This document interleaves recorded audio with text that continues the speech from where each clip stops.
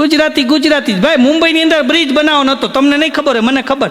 મુંબઈમાં બ્રિજ બનાવવાનો હતો ને તો એમાં ટેન્ડર ભરવાના હતા. એમાં એક ગુજરાતીએ ટેન્ડર ભર્યું, એક મરાઠીએ ટેન્ડર ભર્યું, એક મદ્રાસીએ ટેન્ડર ભર્યું. તો પેલા મદ્રાસીને અંદર બોલાવ્યા અને સાહેબે પૂછ્યું કે આ બ્રિજ કેટલામાં બનાવી દેશો? એટલે મદ્રાસી કીધું કે 300 કરોડમાં બ્રિજ બનાવી દઈશ. એટલે સાહેબ કે 300 કરોડ કેવી રીતના? કે સાહેબ 100 કરોડ રૂપિયા મજૂરી, 100 કરોડ રૂપિયા સામાન અને 100 કરોડ રૂપિયાના હરિયાણા આવું બધું લાવવું પડે. એટલે 300 કરોડમાં. તો ઓલા સાહેબે કીધું તમે કાંઈ નહીં કમાવો? કે ના, મારે નથી કમાવો, મને મહારાષ્ટ્ર સરકારની સેવા કરવાનો મોકો આપો. એટલે સાહેબ કે કાંઈ વાંધો નહીં, બહાર બેહો. પછી મરાઠીને બોલાવવામાં આવ્યા. મરાઠી આવ્યા કે તમે આ બ્રિજ કેટલા બનાવી દેવો? એટલે મરાઠી સાહેબે કીધું કે હું 500 કરોડમાં બનાવી દઈશ. કેમ 500 કરોડ? કે 500 કરોડમાં કે 200 કરોડનું મટીરિયલ થાય, 100 કરોડ રૂપિયા મજૂરી થાય અને 100 કરોડ રૂપિયા હું કમાઉં, એટલે 500 કરોડમાં હું બનાવી દઈશ. પછી આપણા ગુજરાતીનો વારો આવ્યો. ગુજરાતી અંદર આવ્યો, હાથમાં માવો હતો, માવો ચોલતો ચોલતો, મોટી જબર ફાઇન, માથે તરબૂચ જેવી ટાઇલ. આવ્યો સાહેબની સામે બેઠો. સાહેબને કે સાહેબે પૂછ્યું કેટલામાં તમે બ્રિજ બનાવી દેવો? એટલે આપણો ગુજરાતી હતો એ બોલ્યો કે 1000 કરોડ. કેમ એટલા બધા? 1000 કરોડ રૂપિયા કેમ? કે સાહેબ 300 કરોડ તમારા.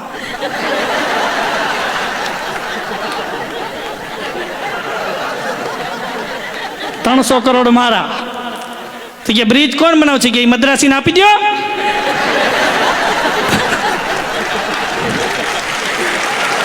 હજી કામ ચાલુ છે, હું ગયો તો કાલે જોવા. ગુજરાતી ગુજરાતી છે ભાઈ. ગુજરાતી જેવી કોટા તમે. હું હમણાં ભાઈ મદ્રાસમાં ગયો તો. મદ્રાસની અંદર માણસો છે ને હિન્દી ન બોલે, એ મદ્રાસી ભાષામાં વાત કરે. નારકુંડે પારકુંડે ઈતુસ્વામી મિતુસ્વામી પો આવું બોલે એ લોકો. તો મારે ત્યાં ડુંગળી ખાવી હતી. અમે બધા કલાકારો હારે ગયા ને તો અમે ઢોસો મંગાવ્યો, નગરપાલિકાના પાઇપ જેવડો આવ્યો. બાજુનું ટેબલ વાળા ખાવાનું ચાલુ કરી દીધું.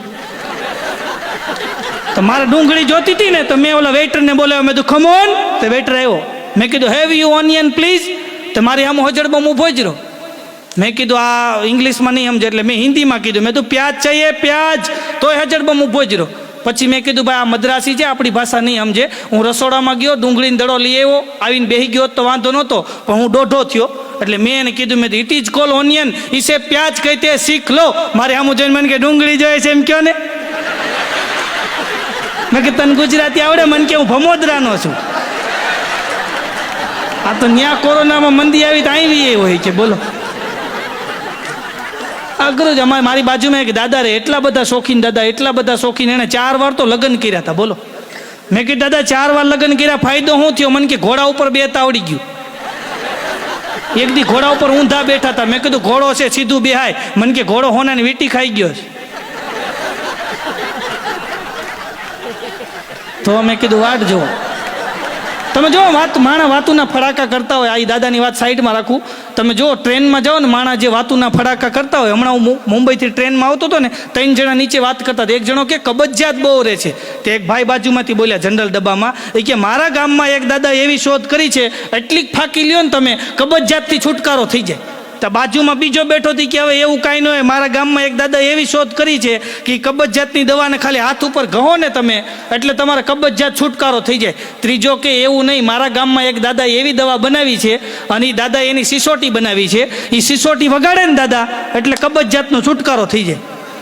તો ઉપર હું બેઠો તો મેં કીધું ભાઈ એવું ન હોય હો. પછી મેં કીધું સિસોટી વગાડે તો દાદાની હાલત શું થાય? મને કે એ જ મુદ્દો છે, દાદો બેરો છે. બીજાની કબજિયાત છોડાવી ગયા, પોતાને નથી છૂટતી બોલો. હવે એ દાદા અમારા શોખીન દાદા ગુજરી ગયા ને તો અમે ખરખરે ગયા. મારી યારે હિતેશભાઈ અંટાળા, ધરમભાઈ વંકાણી, અમારા બાપુ તબલાવાદક ઉસ્તાદ ભાઈ, અમારા નીતિનભાઈ બેન્જોમાં અને કચ્છી, આમ બધાય ગયા ખરખરે.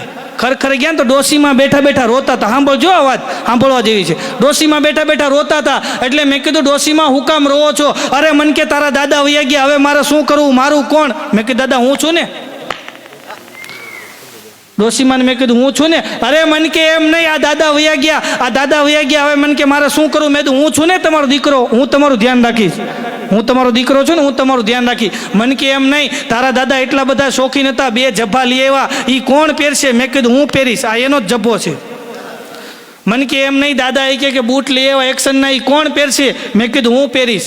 મન કે એમ નહીં, ઘડિયાળ લઈ આવ્યા, એ કોણ પહેરશે? મેં કીધું હું પહેરીશ. અરે મન કે એમ નહીં, 4 લાખ રૂપિયાની વેગેનાર ગાડી લઈ આવ્યા, એ કોણ હકાવશે? મેં કીધું હું હકાવીશ. મન કે પણ આ ફ્લેટ ઉપર 35 લાખની લોન છે, એ કોણ ભરશે? આ લોકોને મેં કીધું તમે તો ક્યાંક બોલો. 5 જવાબદારી મેં લીધી, એક તમે હપ્તા ભરવાની ન લ્યો કીધું.